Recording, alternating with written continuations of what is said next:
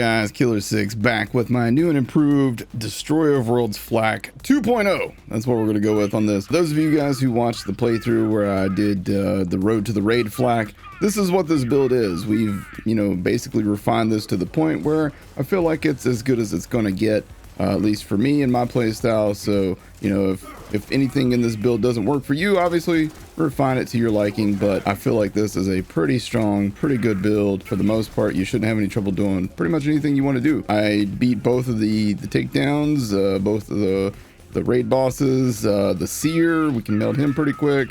You saw all that in the footage at the beginning. Obviously, Psycho Reaver, Sponge Boss, all that fun stuff. The only problem, you will go into fight for your life occasionally, at least occasionally. But you can get out of fight for your life real easy as well. So that's something to consider as well on this build. So I'm not even in bipod mode here. As you can see, we're just absolutely melting things. I'm staying out of bipod mode just so I can move around a little bit more freely. So as you can see right here, this is where, this build obviously has some issue, and that's just staying up on your feet at all times.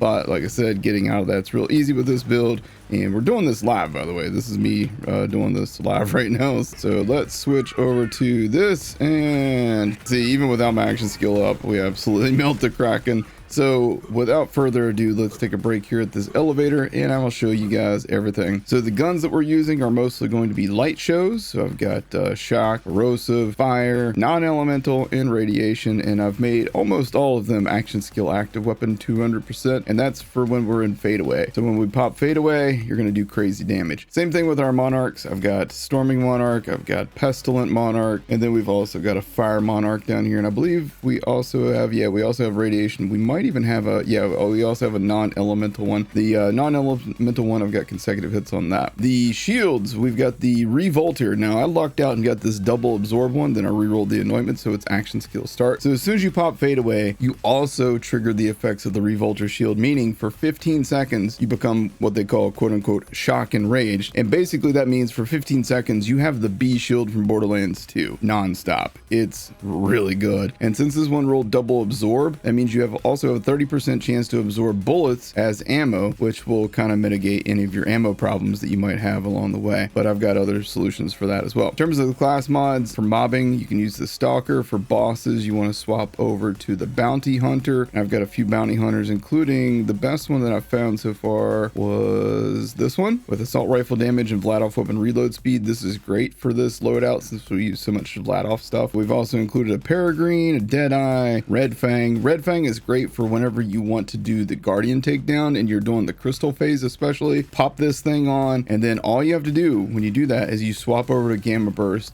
and you summon your pet away from the crystals, and all of the enemies are just over there distracted by it. So if you watch my playthrough, then you know that's exactly how we went through the entirety of Guardian Takedown. Other class mods that are really good is the Stack Bot. Now the Stack Bot has action skill damage, which doesn't do anything with fadeaway. It does have weapon mag size though, and the Stack Bot, whenever you're scoring a critical hit, you gain increased weapon damage until you don't score a critical hit. Now it used to be that this thing would break anytime you would hit enemies with dot. They have fixed that, so now you can use this thing to your heart's desire. As a matter of fact, we'll use it down here in this next phase. Grenades, I used the piss grenade, but during the playthrough, you guys probably saw I use the Hunter Seeker with on grenade throw. That thing works really, really well on Flak. I've also included a hot spring. Hot spring, in case you don't know, is the arms race grenade where you can throw it on the ground and make a healing circle. Not the most efficient healing that you can possibly get. We've also got a light speed that I got while I was filming for this. We've got the Mesmer so you can control enemies, but the piss grenade is the creme de la creme for this build, in my opinion. For the artifact, we're using Pearl of Ineffable Knowledge. This one has mag size and fire rate. During the playthrough, the one that we got did not have mag size, so I've put this one on for my own personal stash that we had before. I've also included a Doll Company Man, a Vlad-off Company Man. Now Vlad-off Company Man is extremely good, but Pearl of Ineffable Knowledge, as long as you are applying dot and stuff like that, then this thing will stack up more damage than what you get out of the Vlad-off Company Man, or at least that's been my experience.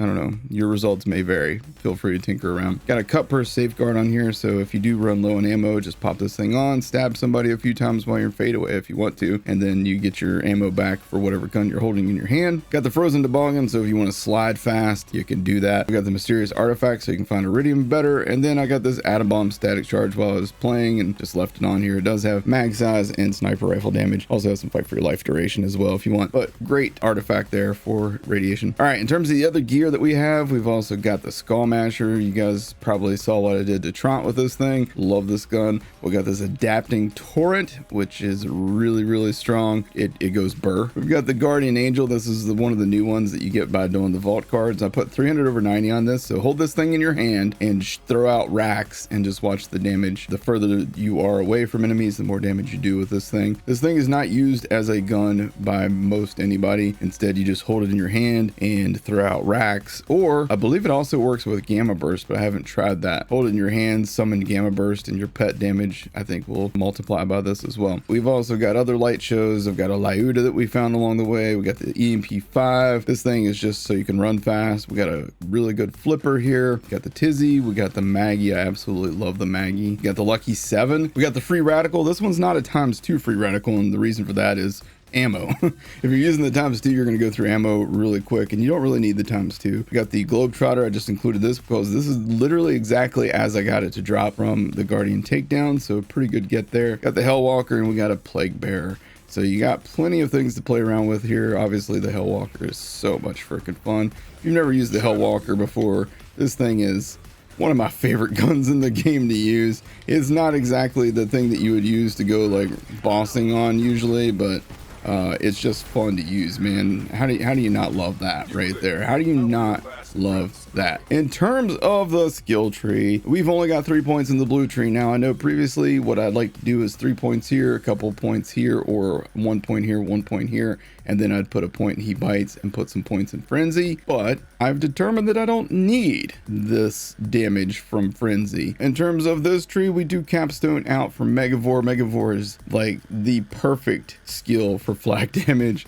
You combine that with skills like Head Count, whenever you score a critical hit and you reduce your action skill cooldown. So when you come out of fadeaway, you just hit some critical hits, you get fadeaway back, you go back into fadeaway, you do a lot of damage. Interplanetary Stalker, Hunter's Eye, Leave No Trace, these are all great skills. Pretty much every skill in this tree is exceptional. We didn't do Two Fang because the extra projectile is really only on single projectile weapons, and that's not what we're using a lot on this build, so no point in doing that. Now, if you do want to swap over to rack attack, then what I use is the Flock and Load and Rack Accelerate. You can also, if you're having trouble with healing, you can swap over to the Spider Ant Scorcher. This gives you more health regeneration, also gives you extra elemental damage as well. Most of the time I just stay with fadeaway, and I love to do Gorillas in the Mist and Unblinking Eye for my augments. Gorillas in the Mist allows me to keep my fadeaway going without ending after 3 shots. Like normally fadeaway ends after 3 shots. With this, you don't have to worry about that. You can also swap over to Not My Circus, and this basically gives you the effects of Red Fang plus Gamma Burst, where your pet will taunt enemies and they just completely ignore you. Pretty crazy. You can do that if you want to. Honestly, all 4 of these augments are exceptional, so feel free to mix and match and play around, but I definitely prefer doing Gorillas in the Mist and Unblinking Eye, especially for bosses. For mobbing, obviously you can do Not My Circus. We're doing 5 points in Furious Attack, 5 points in Self-Repairing System,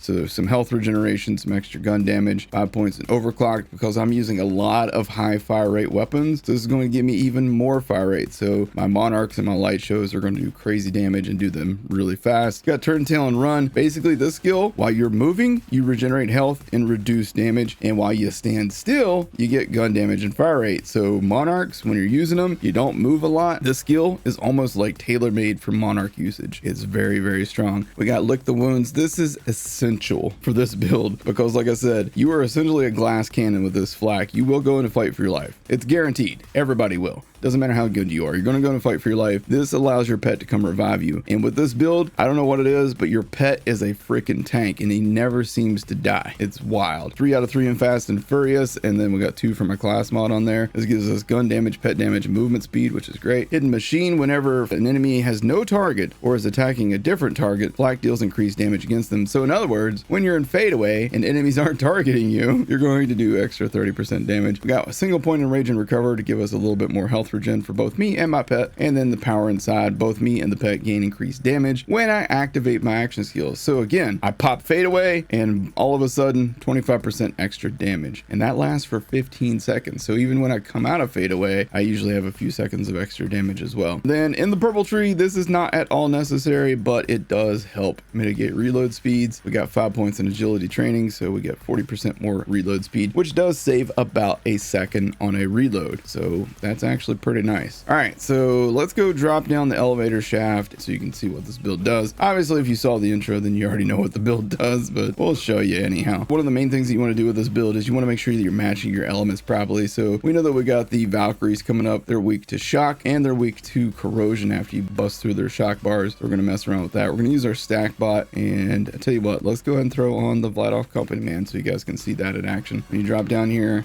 shoot a guy, boom, they go do their thing. So that's all there is to this build, man. Short, simple, sweet. That's all you need to know about this build. I love this build. I hope you guys do too. If you have any questions, if you have any comments, let me know down in the comment section below. Hope you guys enjoyed this video. If you did, make sure you hit that like button, hit subscribe, tap the bell icon for more. Come watch the streams live over at twitch.tv/killer6 if you want to see me build up characters live. Thank you guys for watching. I'll see you in the next one. Y'all take care.